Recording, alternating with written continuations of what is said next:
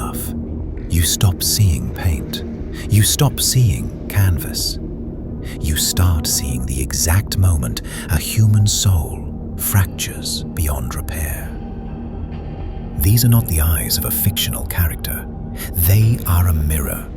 And for 140 years, people have looked into this mirror and seen something so unbearable that they collapsed.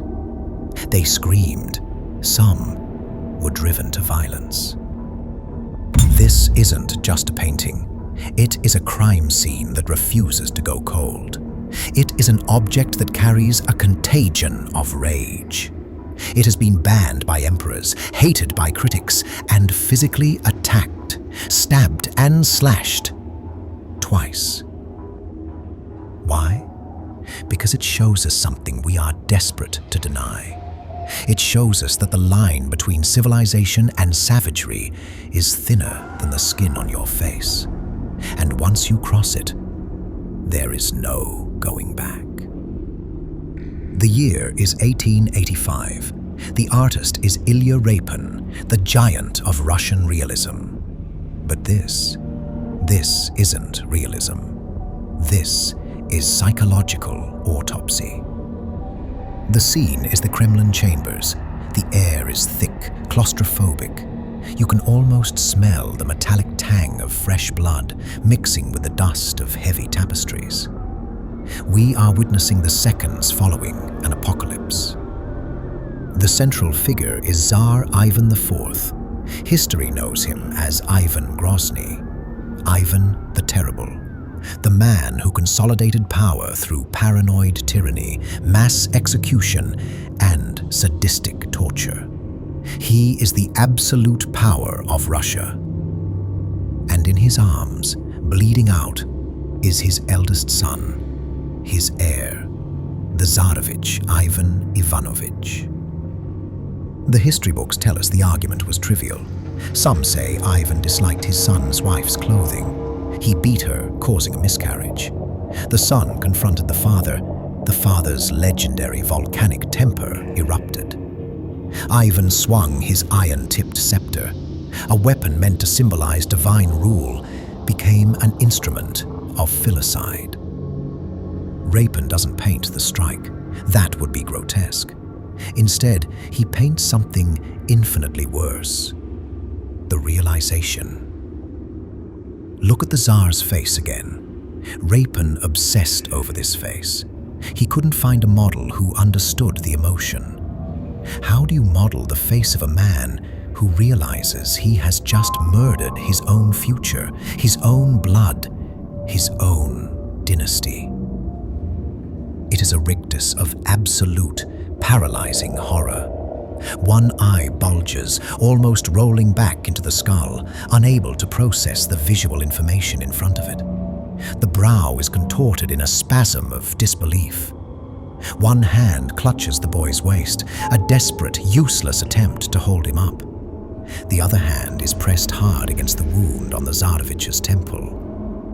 He is trying to push the blood back in. He is trying to undo time. The blood is crucial. Repin didn't just use red paint. He studied crime scenes. He needed the visceral, slick texture of arterial blood.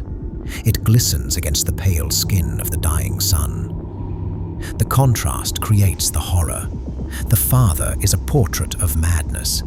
The son is a portrait of resignation.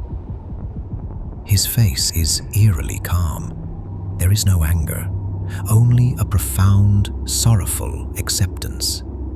A single tear trails down his cheek.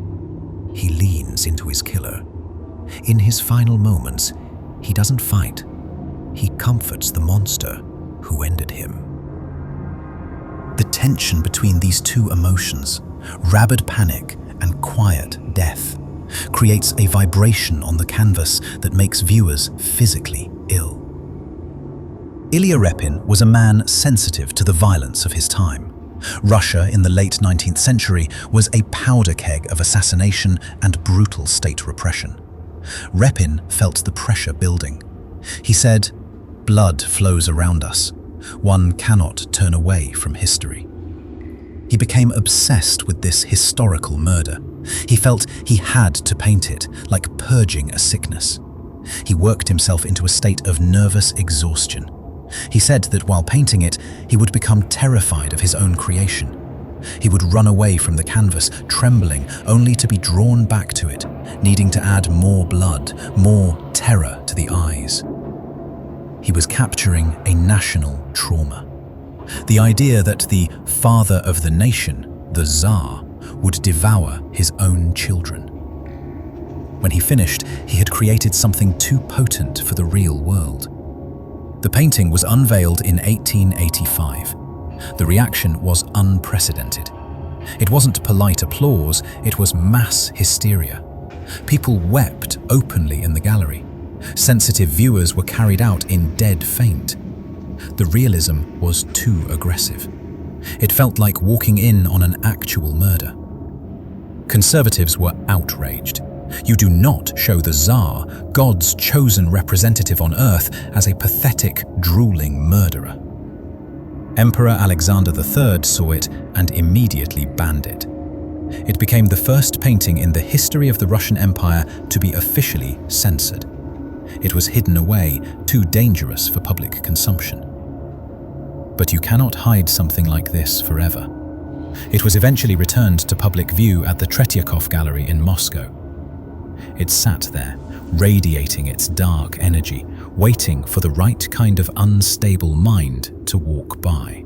Now, I'm pausing here because a lot of you have commented on my previous videos asking where you can actually buy the pieces I'm dissecting.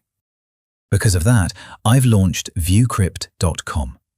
I've made sure this exact painting is available there as a faithful reproduction, along with every other painting I've covered on this channel and more. I offer them in various sizes, from small to large, and in 3 different formats: a standard art print, a gallery canvas, or a fully framed canvas. You can click the highlighted product in the video to buy it directly, or visit viewcrypt.com. Now, back to the video. January 16th, 1913. A man named Abram Balashov enters the gallery.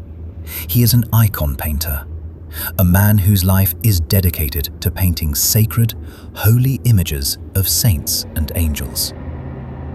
He stands before Repin's masterpiece. He stares into those bulging, terrified eyes of the Tsar. Something inside the icon painter snaps. The collision of his world of holy stillness with Repin's world of bloody chaos is too much. Balashov pulls out a knife.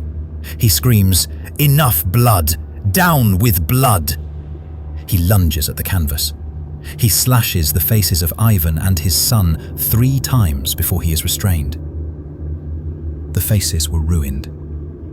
The news sent shockwaves through Russia. Repin, now an old man, was devastated. He had to travel to Moscow to attempt a restoration.